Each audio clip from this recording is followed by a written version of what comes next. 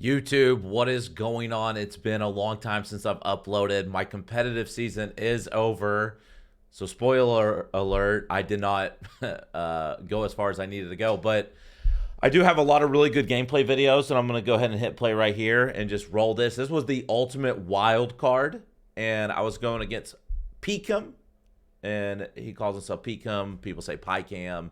It's pressure is how champions are made is what it stands for. And this is round 4 of this tournament. I made a top 8 seed. And so I had a bye actually in this tournament. So, and as I'm doing this video, I literally just spilt water all over my desk, and that's not good, but at least it wasn't anything else that wasn't water. I guess it happens. So anyways, as we're in this video, this is round 4, and you guys already saw a couple plays, and I'm on offense. And to be honest, if you're watching this, you could tell I was actually really struggling on offense in this game versus him. He ran a zone with knockouts, and it was actually giving me a lot of problems. And I know going into this game, he runs like it's called the air raid offense. I really don't know how to take that because, like, honestly, playing him, though, I was just kind of like, I don't know. I just expected him to air it out more, but he was really working from like sideline to sideline. He really never took shots down the field unless he had to. But like going into this game, I knew I was gonna play him. And actually, what I decided to do is he had his previous broadcast on. If you're sub to his channel, and I subbed to his channel and watched his previous broadcasts, so I have a good idea on what he runs. And I saw this and. So right here, I'm on offense again. This is round 4, the ultimate wild card. I finished top 8, got a bye. And right there, just honestly a bad read. And here's one of my favorite plays. I throw it to the tight end, cut it off. You guys know, if you've been watching me play, you know that's literally my favorite play I love to run is that right there. And then there, that could have been a pick off a sack pick, but it wasn't. And honestly, I'm really uncomfortable. And you can see his users taking away my corner route. Then I try to hit the backside drag. He's getting really good sheds too. And here he goes. I actually heave it up and I get picked. I was really hoping that I could get his user. You could see like his user was guarding me on this play. And I just kind of threw at his user. I was hoping like maybe he'd be, and this happens to me all the time, like there's no way he'll throw at me. Well, I did, and you can tell like I threw it right here, and I kind of have a step actually. If you really see this, I kind of have a step, but that's really not a good read. It gets picked as it should. So, I'm down. You know, I'm already down in this game, and this is not a good feeling. In the first play, he runs the ball, but going in this tournament, I really liked my defense a lot. I run this, and there will be an ebook on this defense at MaddenTurf.com. I really, really like running this defense a lot. It's the slot corner blitz, but I always put that slot corner in a zone. I like that he can be in a vert hook, and I can man him up. It's actually pretty good. So right here, Pycam's just running the ball. Like I said, he runs this air raid offense, and I'm actually going to replay it. But, like, I always put my slot corner because I know he likes to call, like, an RPO bubble. So I would always put my slot corner like a 0-yard purple to take away the bubble, and I would just play the run personally. So, like, by running this defense, I knew I never had to worry about the bubble screen because normally he likes to see, like, honestly, if that slot corner wasn't there, he would throw it and try to make a guy miss. But I have, you can tell, like, I have zones over there and everything. So, and then right here, it's a big down. He puts a guy in motion. And he runs a reverse, like a little not a reverse, a shovel pass sweep or whatever it's called technically. And then he punts the ball, and my editor didn't show the punt, which that's fine. And he punts the ball, so now I get the ball back, and I can actually understand that punt because he already had a stop. If you don't feel comfortable on offense and you don't feel like you can get it, you might as well, punt the ball. But I mean, and that's I threw that really late, and that could have been a crazy interception by him. And then it's just like right here, I'm just, honestly, if you ever see me run the ball like this, I'm really not comfortable on offense.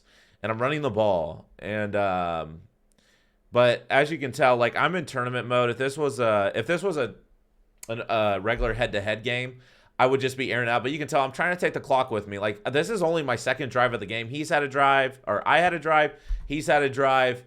And now, now it's my time. And then I get screamed at. It's 4th and 14. Now, I remember this play. I should totally punt the ball. Like, I really should. Like, he was struggling on offense.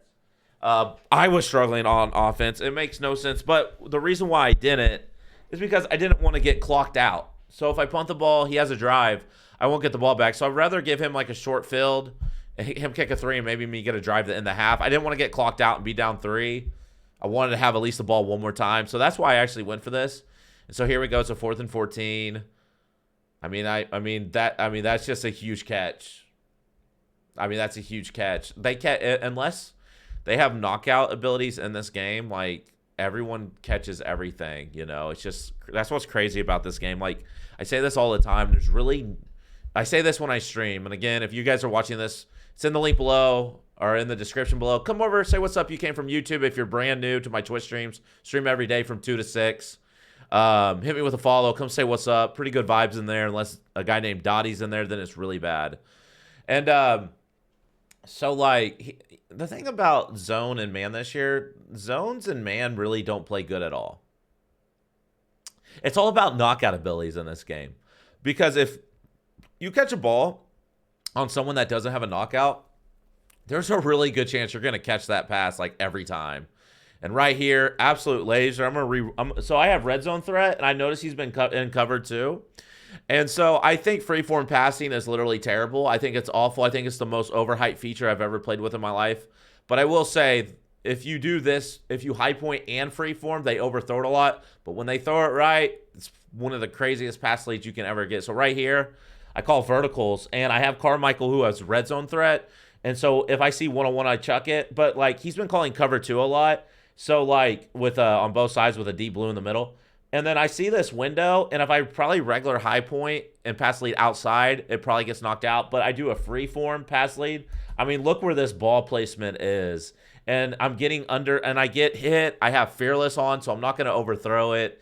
And just, like, look at that. Like, right, that ball is literally that bend. You can't get that bend on a wide receiver to you see how Carmichael bends left at the last second? You can only get that if you freeform high point. Like, boom, just bends left. Touchdown, and it's just an unbelievable pass. And then here he goes, and this is what I talked about earlier about these bubble screens and stuff like that. Like, that's what he likes to do. And he throws it. He just wants that one-on-one matchup. And now the clock's running. He's taking checkdowns. And right here, though, this is, and I'm going to hit pause and explain this. Hell of a play by Surtain.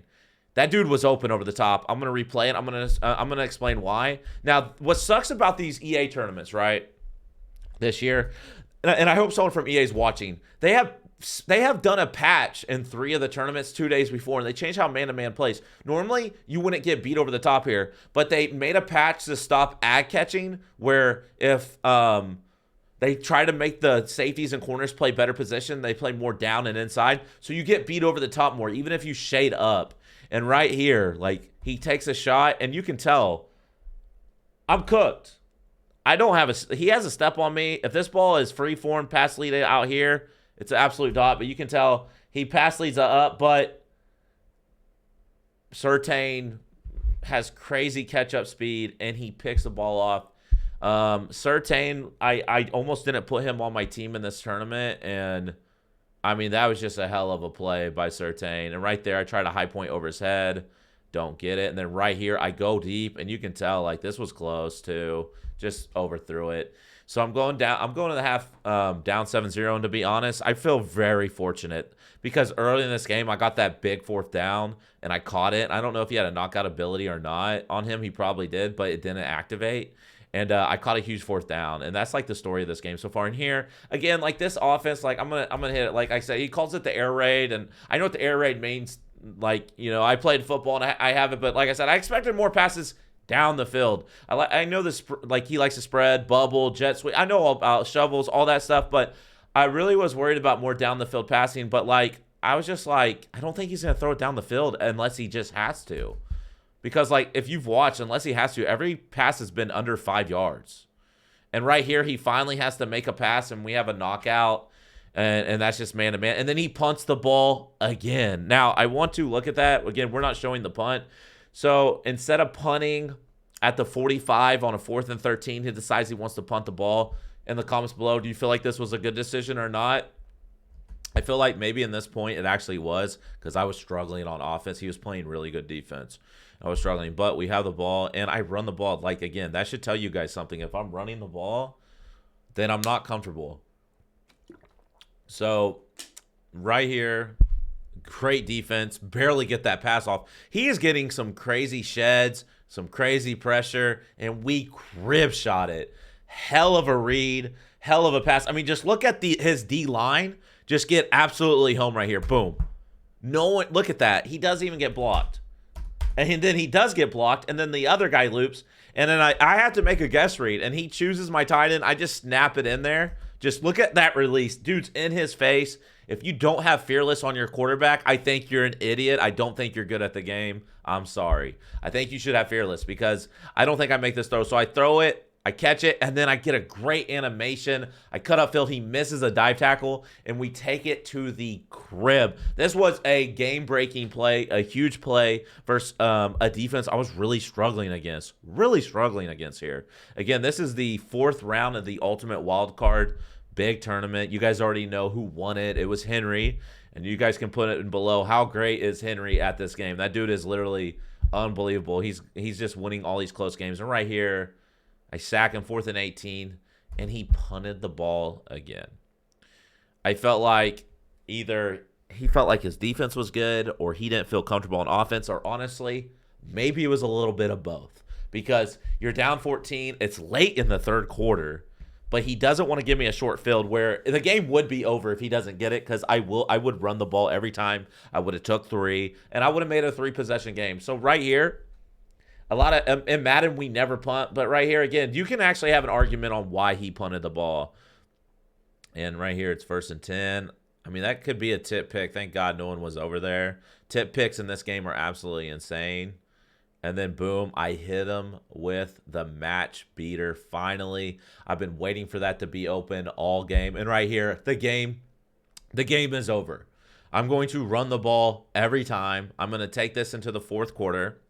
And I'm going to go up 3 possessions. This ball will not go in the air. If the ball goes in the air, I'm an idiot. And honestly, how I've been playing Madden the last couple years, I've been playing like an idiot sometimes. And sometimes I get really unlucky. And I do what I know I would do. I would run the ball. I'm going to take 3. And we're going to go up 3 possessions. And this game is absolutely just cooked. And that's how it should be. You shouldn't put yourself in a bad situation. And defense is bagging. And then he gets his running back over the top. Now, this is funny because I actually know about this, so I try to send 2. And sometimes I like to put this guy in a vert hook a lot, but if I'm sending this, I'll man him up on the running back instead of putting him in a zone for work. So I'm matching up a really fast slot corner on his running back. And you can tell he just gets like beat all of a sudden, like just goes right by him. And that was actually manned up.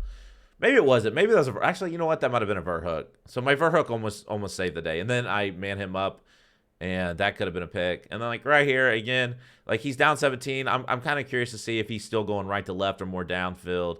And he's still taking his check downs. That post route could have been open, but my user was getting there. Big play, 3rd and 6. You can see this clock is ticking. He's got to throw the ball down the field.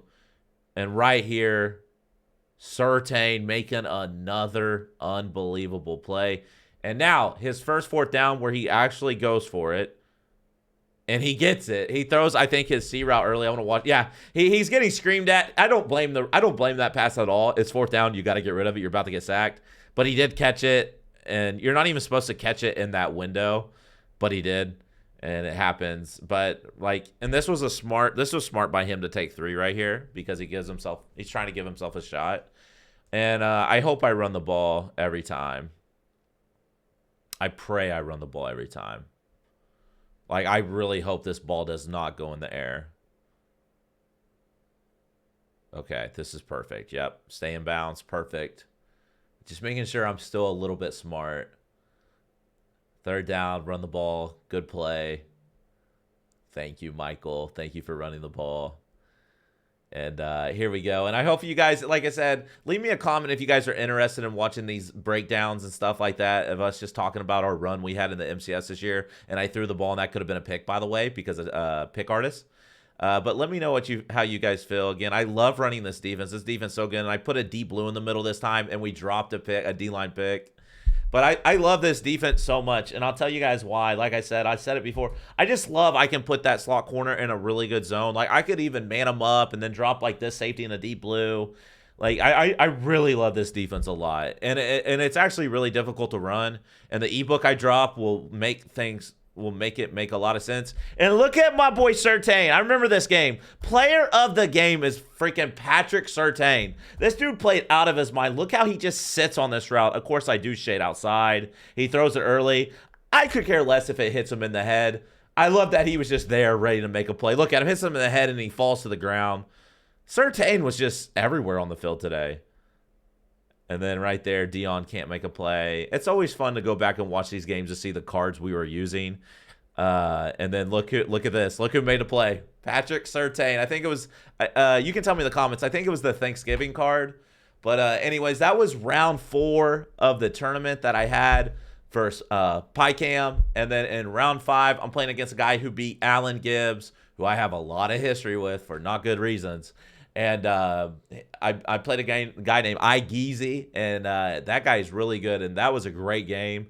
And I'm going to show that in the next video. Again, man, it means a lot if you guys hit the thumbs up, leave a comment, just show support that you're watching. And again, if you don't know, I stream on Twitch every day, twitch.tv/Skimbo23 with 3 O's. Come check it out. Appreciate you guys watching this video, and hopefully I stay consistent on YouTube starting right now.